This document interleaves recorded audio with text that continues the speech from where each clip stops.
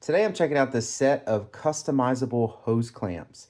I purchased this off of Amazon and I plan on using it on my tractor to hold in all the hoses and everything for my hydraulic cylinders. Let me go ahead and get this thing open and let you see everything it comes with.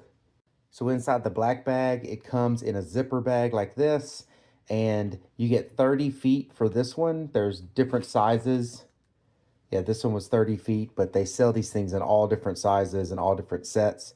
And basically you just cut this strap and put on the connector, the tightener, and you create yourself your own size hose clamps. So it's basically just two pieces. This is the hose clamp strap. And again, you cut it to fit. And then you put this on there. It has this little tab on it. It sits down in the hose clamp, and then you run the other side in through it up here on top, and then the little screw piece here just pulls it together. So very simple, standard way of making hose clamps. But again, you can make them your own sizes. This way I can make a bunch of them, 12 inches, 10 inches, 20 inches, whatever you want to do.